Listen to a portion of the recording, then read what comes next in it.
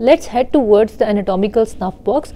Anatomical snuff box क्या होता है कि it is a triangular depression at the base of your thumb. आपका अगर ये हैंड है तो ये आपकी थंब की मेटाकार्पल होगी, ठीक है, और मेटाकार्पल की बेस के ऊपर ये ट्रायंगुलर सा एक डिप्रेशन बना हुआ होगा, इसको हम एनाटॉमिकल स्नफ बॉक्स कहते हैं, ठीक है। और ये कहाँ पर प्रेजेंट होगा, ये बेस ऑफ द थंब या फिर मेटाकार्पल की बेस पे होगा, ठीक है। और ये देखें ये कार्पल बोन्स इधर प्रेजेंट होती हैं और ये कार्पल बोन्स के ही लेवल पे प्रेजेंट होता है, ठीक है। तो इसकी आइडेंटिफिकेशन आप इस तरह इजीली कर सकते हैं। अब हम एनाटॉमिकल स्नफ बॉक्स की बाउंड्रीज देख लेते हैं। आपको ये ब्लू कलर में नजर आ रहे होंगे, ये टेंडन्स हैं, ठीक है, मसल के टेंडन्स हैं। Anatomical snuff box triangular shape की होती है, ठीक है, इस तरह से ये ट्रायंगुलर शेप की होती है और इसकी बाउंड्रीज होती हैं, ठीक है, जिन्होंने इसको ट्रायंगुलर शेप दी हुई होती है। और वो कौन सी चीज़ें होती हैं, टेंडन्स होते हैं, ठीक है, जो आप यहाँ पर फील भी कर सकते हैं। अगर आप पाल्पेट करें इसको एनाटॉमिकल स्नफ बॉक्स को तो आप टेंडन्स फील कर सकते हैं, ठीक है, अगर आप अपने हैंड को फुली स्ट्रेच करें।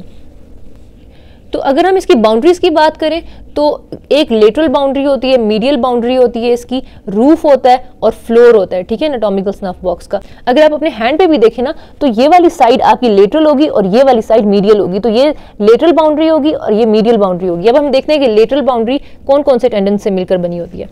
तो ये दो टेंडन्स आपको लेटरल साइड पे नजर आ रहे होंगे। ये वाला जो टेंडन है ये है एब्डक्टर पॉलिसिस लॉन्गस मसल का और ये वाला tendon extensor pollicis Brevis muscle का है, ठीक है।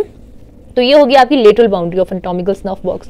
अब ये मीडियल साइड है, तो मीडियल साइड किससे बनती है, tendon of extensor pollicis longus muscle, ठीक है, ये एक्सटेंसर पॉलिसिस लॉन्गस मसल का आगे से टेंडन है, ठीक है। तो आपकी लेटरल बाउंड्री होगी, मीडियल बाउंड्री होगी। आपको पता चल गया कि लेटरल बाउंड्री में 2 मसल के टेंडन्स होते हैं और मीडियल बाउंड्री पे एक टेंडन होता है, ठीक है, एक मसल का। अब अगर हम इसकी फ्लोर की बात करें तो फ्लोर पे एक स्केफॉइड बोन होती है, ये देखें ये वाली, और थोड़ा सा पार्ट ट्रेपीजियम बोन का भी होता है, ठीक है। तो फ्लोर एक स्केफॉइड और ट्रेपीजियम से बनी होती है और उसके अलावा एक और चीज भी होती है इसके फ्लोर में, रेडियल आर्टरी, ठीक है, ये भी इसके फ्लोर में प्रेजेंट होती है। अब अगर हम इसके रूफ की बात करें तो रूफ में जाहिर है रूफ है तो मतलब ऑब्वियसली जो सबसे ऊपर वाला एरिया होगा जो स्किन के साथ होगा वो वाला रीजन होगा, ठीक है। तो रूफ किससे बनी होती है, इसकी superficial branch of radial nerve. आपने रेडियल नर्व में पढ़ा था कि एक सुपरफिशियल ब्रांच होती है रेडियल नर्व की जो लेटरली आ रही होती है फोर आर्म में और फिर वो हैंड के डोर्सम में चली जाती है, ठीक है।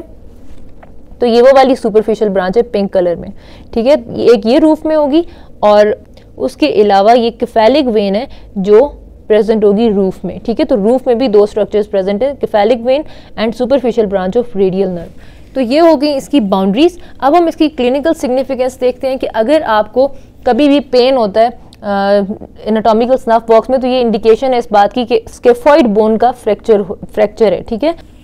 उसके अलावा इसके यूजेस क्या क्या हैं कि हम एनाटॉमिकल स्नफ बॉक्स को कैनुलेशन के प्रोसेस में यूज़ करते हैं। केफेलिक वेन में अगर हमें केफेलिक वेन की कैनुलेशन करनी है तो उसके लिए हम पहले एनाटॉमिकल स्नफ बॉक्स को आइडेंटिफाई करेंगे और फिर हम उसमें इंसर्ट कर देंगे कैनुला।